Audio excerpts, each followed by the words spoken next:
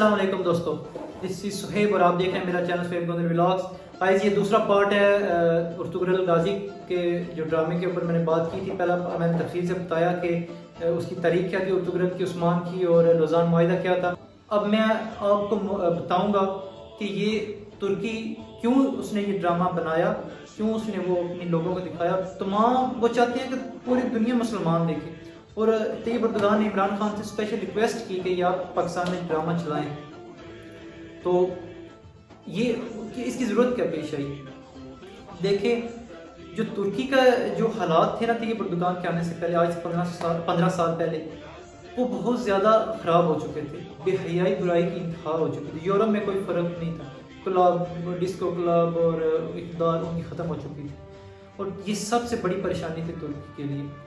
تو جب Tayyip Erdogan آیا، آہستہ آہستہ اس نے کوشش کی، تو اس نے سب سے پہلے یہ کوشش کی کہ اپنی جو نسل ہے ان کا ذہن بنائے، انہیں بتایا کہ وہ تھے کون، ان کی اقدار کیا تھی۔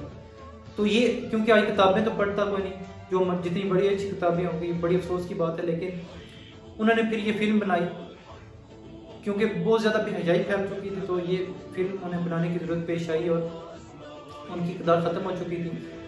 تو جب یہ فلم بنائی تو بڑی تعداد میں لوگوں نے دیکھی، اور ترکی میں، اور بڑے انہوں نے پسند کیا اپنی زبان میں، اور کافی لوگوں کے ذہن بدلے، اور آپ دیکھیں کہ بڑی زیادہ سپورٹ ہے طیب اردگان کی، اور لوگ اسے محبت کرتے ہیں، عشق کی حد تک، اور اس کے خلاف کھڑے نہیں ہوتے، اس کے ساتھ ہوتے ہیں۔ ابھی فوج اس کے خلاف کھڑی ہوئی تو وہ لوگ ٹینکوں کے آگے لیٹ کے اور انہوں نے طیب اردگان کا ساتھ دیا۔ تو ترکی اپنے لوگوں کا ذہن بنانا چاہتا ہے اور انہیں تیار کر رہا ہے کہ جب یہ معاہدہ ختم ہو تو وہ آہستہ آہستہ تیار ہوں کہ ایک اپنی اصل کو واپس لانے کے لیے۔ پاکستان یہ کیوں کر رہا ہے؟ کیونکہ پاکستان کو بھی اس کی ضرورت ہے کہ اپنی نوجوان نسل کو سنبھالے، بے حیائی کی طرف جانے سے روکے۔ تو وہ عمران خان نے یہ بہترین سٹیپ لیا ہے، میں اس کو سلام پیش کرتا ہوں کہ انہوں نے اپنے نوجوان جو بے حیائی کی طرف جا رہے ہیں انہیں کم سے کم نچلے درجے پہ لا کے وہ فلمیں جا کے دکھائے بے حیائی برائی کی، اور دوسری اس نے یہ دکھایا کہ ایک بہترین ریاست جو کیسے ہو سکتی ہے، ایک خلافت کیا ہوتی ہے، اسلامی تجارت کیا ہوتی ہے، اسلامی اقدار، اسلامی شریعت، اسلامی قانون کیا ہوتا ہے۔ تو اس نے اپنے جو پاکستانیوں کو اس نے دکھانے کی کوشش کی۔ تو یہ مقصد واضح ہے، تیاری ہو رہی ہے، پوری دنیا میں لوگ اسے پسند کر رہے ہیں، انڈیا میں لوگ اسے پسند کر رہے ہیں، بنگلہ دیش میں، اور اپنی اپنی زبانوں میں ٹرانسلیٹ کر رہے ہیں، اور ایک تیاری ہو رہی ہے کہ مسلمانوں کی ذہن سازی کی جائے۔ تو یہ میڈیا کی جنگ میں یہ سب سے پہلی فتح اور بڑی فتح مسلمانوں کی ہے کہ انہوں نے اپنی جو فلمیں تھیں نا، اپنی جو جنگوں کی، انہیں اچھی تھی جیسی تھی، انہوں نے ہیرو بنا کے خود کو پیش کیا، اور مسلمانوں میں بھی وہ فلمیں مشہور ہوئیں، اور انہوں نے سمجھا کہ یہی ہیرو تھے، پھر نائٹ رائڈر تھے، تو بازنطینی تھے، انہوں نے انہیں پیش کیا، اور یہ گوری چمڑی والے ہی بڑے ہیرو تھے اور بڑے بہادر تھے۔ ہم اپنی تاریخ ہی بھول گئے، جو اتنی شاندار تاریخ تھی۔ وہ اپنی تاریخ مسخ کر کے، انڈیا اپنی تاریخ مسخ کر کے اپنے نوجوانوں کی ذہن سازی کر رہا ہے۔ ہماری اتنی شاندار تاریخ ہے، سچی تاریخ ہے، پر ہم اس سے کچھ نہیں کر رہے۔ تو یہ میں سلام پیش کرتا ہوں دونوں کو، طیب اردگان اور عمران خان کو۔ اس کے بعد جو ایک بہت بڑا پوائنٹ ہے وہ میں آپ کے سامنے رکھوں گا، اور میں ریکویسٹ کرتا ہوں کہ آپ اسے سمجھیں۔ ففتھ جنریشن وار کیا ہوتا ہے کہ یہ ہتھیاروں سے نہیں لڑی جاتی، یہ جو عوام ہوتی ہے اس کی ذہن سازی کی جاتی ہے فوج کے خلاف، انہوں نے فوج کے خلاف ابھارا جاتا ہے، اور بڑے ان کی جو نظریات ہیں انہیں ٹھیس پہنچائی جاتی ہے، ان بے حیائی برائی پھیلائی جاتی ہے، اور انہیں اپنی اصل اقدار کی طرف نہیں جانے دیا جاتا، اور مذہب سے دور کیا جاتا ہے، اتحاد بنانے کی کوشش کی جاتی ہے۔ تو یہ ففتھ جنریشن وار اس کا سٹارٹ کافی پہلے ہو چکا ہے، اور یہ ایک ڈائریکٹ اس کا تعلق ہے اس ارطغرل غازی کے ڈرامے سے، اور مسلمانوں کی بڑی فتح ہے ففتھ جنریشن وار میں۔ یہ جو اس ڈرامے کو بنا کے ایک بہت بڑی فتح حاصل کی ہے، اور اس سے ذہن سازی ہوگی مسلمانوں کی اور نوجوانوں کی۔ تو یہ بڑا ضروری تھا، اور اس میں کامیاب ہوئے۔ اور آپ سوچیں کہ یہ اتنا زیادہ پاپولر ہو چکا ہے کہ ترکی میں اتنا زیادہ پاپولر نہیں ہے جو اتنا یہ پاکستان میں، انڈیا میں یہ پاپولر ہو چکا ہے۔ میں ویڈیوز ابھی دیکھ رہا تھا، ترکی کے جو 6 سالوں میں ان کی ویڈیوز ہیں وہ اس کے جو ویوز ہیں 12 ملین 10 ملین 14 ملین، اور 3 ہفتوں میں پی ٹی وی کی جو ویڈیوز کے ویوز آئے ہیں وہ 19-20 ملین شروع کی ویڈیوز میں آئے ہیں اور آہستہ آہستہ بڑھ رہے ہیں. تو آپ سوچیں گے یہ کتنا زیادہ پاپولر ہو رہا ہے. اب سب سے اہم پوائنٹ، بڑا پوائنٹ ہے، اس کی تکلیف کن لوگوں کو، کیوں لوگ اس سے تکلیف کر رہے ہیں. یہ بھول جائیں کہ اس سے لوگوں کو تکلیف نہیں ہے، اس سے بڑی تعداد میں لوگوں کو تکلیف ہو رہی ہے. اور میں آپ کو بتاتا ہوں کہ کن کن لوگوں کو تکلیف ہو رہی ہے. سب سے پہلے جو پوائنٹ ہے، اس سے تکلیف کن لوگوں کو ہو رہی ہے، اس سے تکلیف ہو رہی ہے ویسٹ کو، یورپ کو. یہ سب سے بڑا ان کے لیے درد سار ہے کہ یہ اپنی اصل کی طرف نہ لوٹے، اور وہ کبھی بھی اسلامی تجارت کو، اسلامی ریاست کو، خلافت کو وہ کبھی بھی دیکھنا نہیں چاہتے. یہ ان کے لیے بہت بڑی ناکامی ہو گئی، اور یہ کبھی کسی صورت اسے پنپنے نہیں دیں گے مسلمانوں میں. مسلمانوں کی جو نظریات ہیں اور جو ان کے ہیروز ہیں انہیں ان تک نہیں پہنچنے دیں گے، اور انہیں غلام بنا کے رکھیں گے. تو اس کی بڑی زیادہ انہیں تکلیف ہے.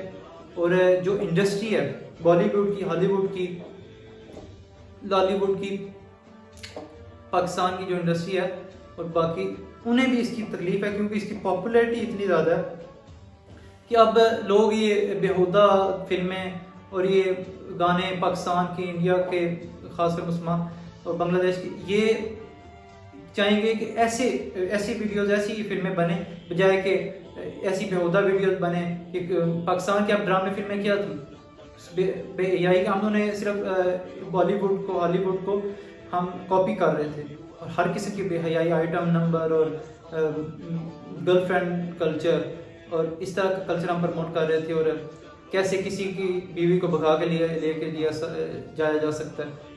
یہ کیا تھا؟ یہ ایک مذاق تھا جو ہمارے ساتھ ہو رہا تھا، اور ایسے فضول سے ساس سسر اور عجیب سے ڈرامے ہم دیکھ رہے تھے. تو کوئی سبق نہیں تھا، کوئی لیسن اس میں نہیں مل رہا تھا. تو اب پاکستانی ڈیمانڈ کریں گے پاکستانی انڈسٹری سے. ابھی یہ ایکٹر تھا اقرا حسین کا، وہ جو شور ہے، مجھے اس کا نام بھول گیا، تو اس نے کہا کہ یہ اس طرح اس نے جائلانہ بات کی کہ لنڈے کے کپڑے جس طرح مارکیٹ کو تباہ کرتے ہیں، اس طرح یہ پاکستانی انڈسٹری کو یہ ڈرامہ تباہ کرے گا، تو اسے ختم کرو. تو ظاہری بات ہے کہ اب پاکستانی انڈسٹری کے پاس اتنی کیپیسٹی تو نہیں کہ اتنا کمال کا ڈرامہ بنا سکے. تو وہ ظاہری بات ہے وہ ایکٹرز کو اس کی تکلیف ہوگی، کیونکہ وہ فضول سے عشقی مشوقی والے ڈرامے تو لوگ دیکھنے سے رہے. اب ہر پاکستانی یہ ڈیمانڈ کرے گا، پاپولیرٹی لیول کافی زیادہ ہو گیا اس ڈرامے کا پاکستان میں. پاکستانی انڈسٹری کو اس کی تکلیف ہے. تیسری جو تکلیف ہے وہ کس کے؟ خونی لبرلز کو، گندے لبرلز کو. کیونکہ کسی صورت پاکستانیوں کو، مسلمانوں کو اپنے مذہب کی طرف راغب نہیں کیا جانے دیا جا سکتا ان کے مطابق. یہ ایسا نہیں کرنے دیں گے، یہ ان کے لیے موت ہوگی. اور یہ جو محنت اتنی زیادہ انہوں نے کی ہے پچھلے سالوں میں، وہ ان کی راگیں چلی جائے گی. اس کی انتہا کی تکلیف ہے انہیں. تو یہ کسی صورت یہ برداشت نہیں کریں گے. اور مسلمانوں تک اپنے ہیروز کو پہنچنے اور کیا ان کی تاریخ تھی، کیونکہ تابعین پڑھتے نہیں، اور ان فلموں کو دیکھ کے ظاہری بات ہے ذہن سازی ہوگی، ایک ذہن میں بیٹھے گا، ایک نقشہ بیٹھے گا مسلمانوں کے، تو لوگ اسے پسند کریں گے جس کی ان کو تکلیف ہے. اور تکلیف ہونی چاہیے، ان کو تکلیف پہنچنی چاہیے. اور عمران خان نے جو کہا تھا کہ میں ان کو رلاؤں گا، ان کو تکلیف پہنچاؤں گا، میرے خیال میں کافی لوگوں کو اس نے تکلیف پہنچائی ہے. کیونکہ یہ ڈرامہ انڈیا میں بھی کافی دیکھا جا رہا ہے، اور انڈیا کی آبادی پاکستان سے زیادہ ہے مسلمانوں کی، آپ سوچ سکتے ہیں. تو گائز یہ میرے پوائنٹس تھے. امید ہے آپ کو میری یہ ویڈیو پسند آئی ہوگی. اور یہ اس طرح کے ڈرامے میرے خیال میں، اچھا کچھ لوگ اس پہ بھی اعتراض کر رہے ہیں کہ یار یہ ڈرامہ ضروری نہیں ہونا چاہیے. دیکھیں کوئی ڈرامے کو اچھا تو نہیں کہتا، لیکن پرابلم یہ ہے کہ بڑی بے حیائی کو روکنے کے لیے آپ ایک نچلے لیول پہ آ جائیں کہ کم سے کم نوجوان اپنی اقدار کو سمجھے، اپنے اسلام کو سمجھیں. میں ایک دو آپ کو مثالیں دوں گا کہ اللہ کے نبی صلی اللہ علیہ وسلم کے پاس ایک بندہ آیا اور اس نے کہا کہ یا رسول اللہ صلی اللہ علیہ وسلم، میں ایمان لے آؤں گا لیکن میں زنا نہیں چھوڑ سکتا، میں شراب نہیں چھوڑ سکتا. اللہ کے نبی صلی اللہ علیہ وسلم نے فرمایا کہ ٹھیک ہے، تم نہ چھوڑو، صرف جھوٹ چھوڑ دینا. اور اب ہم فتوے جو آج ہمارے برس رہے ہیں، ہم کہیں کہ اللہ کے نبی نے یہ کیا کیا، تو اسے شراب زنا کا کہہ دیا. تو حکمت بھی کوئی چیز ہوتی ہے. آہستہ آہستہ اسلام بڑھتا ہے, ایمان بڑھتا ہے, اخلاص بڑھتا ہے, اخلاق بڑھتا ہے. تو ایک محنت ہوتی ہے, دین کی محنت. تو حکمت کے ساتھ آگے ہمیں چلنا پڑے گا. اور اس کے علاوہ ایک میں آپ کو ایک اور واقعہ بتاتا ہوں کہ مفتی تقی عثمانی بتا رہے تھے کہ میں امریکہ گیا ایک اسلامی کانفرنس میں 1985 میں. تو وہاں پہ میں جب گیا تو وہاں پہ کوئی ماحول ہی نہیں تھا اسلام کا. وہاں پہ ناچ رہے تھے, گا رہے تھے, ڈسکو چل رہا تھا, اور وہ بالکل مطلب نا لڑکیاں لڑکے اکٹھے ایک ڈسکو کا ماحول تھا. اور جب وہ کہتے ہیں کہ ہمیں پریشانی اس وقت زیادہ بڑھ گئی جب اعلان ہوا کہ جن لوگوں نے حلال کھانا ہے وہاں پہ مچھلی پڑی ہے, وہ جا کے کھا لی. کہتے ہیں کہ ہم نے سر پکڑ لیا. ہم نے اس کے نگران کے پاس گئے اور ہم نے اس سے پوچھا کہ یہ تم نے ہمارے ساتھ کیا کیا. تو وہ اس بیچارے کے بڑے بڑے آنسو گرنے لگے اور اس نے کہا کہ مفتی صاحب آپ غصہ نہ ہو, یہ لوگ جو ہیں نا یہ وہ ہیں جو بڑی تعداد میں عربی اور مسلمان یا امریکہ میں آئے تھے پیسہ کمانے کے لیے. انہوں نے اپنی اولاد پہ انویسٹ نہیں کیا, انہیں اسلام نہیں بتایا. اب ان کو ہم اس لیے بلاتے ہیں کہ انہیں صرف پتہ ہو کہ مسلمان ہیں, یہ سارے اپنے کام کر لیں, لیکن کم از کم انہیں یہ پتہ ہو کہ مسلمان ہیں. اپنی اصلیت کو نہ چھوڑ دیں کیونکہ انہیں اسلام کا کچھ پتہ نہیں ہے. ہم کوشش کر رہے ہیں کہ آہستہ آہستہ انہیں اسلام کی طرف لائیں. تو یہ ایک حکمت ہوتی ہے. تو اس لیے یہ میں اس ڈرامے کو اچھا کہوں گا اور میں چاہوں گا کہ نوجوان دیکھیں اور آہستہ آہستہ اسلام کی طرف آئیں.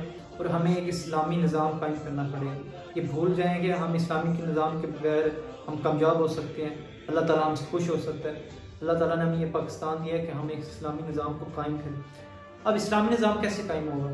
اب میں کہتا ہوں اسلامی نظام قائم کرنا, میرے پاس کوئی طاقت نہیں ہے, میں کیسے کروں؟ سب سے پہلے میں نے اسلامی نظام کو اپنے اوپر نافذ کروں. میں ایک خوبصورت مثال بنوں اسلام کی, ایک ایسا مسلمان بنوں جو اللہ چاہتا ہے ہم سے. اللہ ہمارا دوست ہے اور وہ ہم چاہتا ہے کہ ہم بھلائی کی طرف آئیں اور کامیاب ہوں. اللہ تعالیٰ تو ہم سے ناکامی نہیں چاہتا, وہ ہم سے محبت کرتا ہے. تو ہم ایک مثال بنے, میں اپنے اوپر نافذ کروں. غلطیاں بھی ہوں گی, گناہ بھی ہوں گے, میں گروں گا بھی, پھسلوں گا بھی, شیطان کے بھی ہتھے چڑھوں گا, لیکن واپس اللہ کی طرف لوٹوں, دوڑوں اللہ کی طرف اور اپنے گناہ پہ پشیمان ہوں. اور ایک ایفرٹ کے ساتھ, ایک محنت کے ساتھ میرا ایمان بنے گا. اتنی آسانی سے نہیں بن سکتا. تو گائز یہ میرا پیغام تھا آپ کے اوپر, اور میں خواہش کروں گا کہ آپ اپنی اقدار کو سمجھیں, قرآن کی طرف ہے, قرآن کو سمجھیں اور اپنے ہیروز کو دیکھیں کہ ہمارے سے ہیروز کون تھے. کیا وہ ایمان تھا کہ خالد بن ولید جیسے سپہ سالار ہے.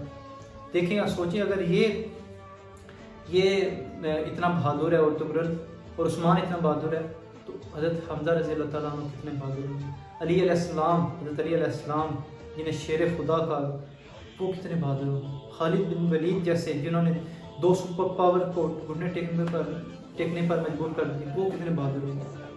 تو صلاح الدین ایوبی, وہ کتنا بہادر ہوگا. تو ہمارے ہیرو بہت بڑے ہیں. اپنے آپ کو ہم سمجھیں, اپنی اصل کو. اور انشاءاللہ امید ہے میرا پیغام آپ تک پہنچا ہوگا. اپنے آپ کو دین کی طرف راغب کریں. یہ بول جائیں کہ آپ کے پاس گناہ نہیں ہوں گے. مومن سے گناہ ہوتے ہیں, سب سے ہوں گے, صحابہ کرام سے بھی ہوئے ہیں. تو یہ نہ سوچیں, بس اللہ کی طرف ایفرٹ کرتے رہے, ایک وقت آئے گا اللہ تعالیٰ ان سارے گناہوں سے آپ کو نکال دے گا. امید ہے گائز میری ویڈیو آپ کو پسند آئی ہوگی, اور میں چاہوں گا کہ آپ اس طرح ساری ویڈیوز اور بھی میری دیکھیں. اور اس کے لیے آپ کو میرے چینل کو سبسکرائب کرنا پڑے گا اور بیل آئیکن پہ کلک کرنا پڑے گا تاکہ آپ تک نوٹیفیکیشن آ جائے. اور لائک کریں, پوری ویڈیو دیکھیں. اور کیونکہ ابھی تو کرونا ہے, میں تھوڑا گھر میں بیٹھا ہوں, اتنے زیادہ ولاگ نہیں بنا سکتا. ٹوریزم ولاگ بنانے کی میری بڑی خواہش ہے, تو وہ میں انشاءاللہ بناؤں گا جب یہ تھوڑا میں کرونا سے آزاد ہوں گا.